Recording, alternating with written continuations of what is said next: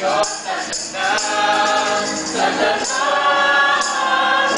Ating pagdiwang pag-ibig ng Diyos sa tanan.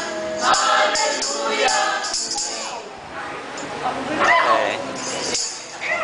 Ang ikatlong basket.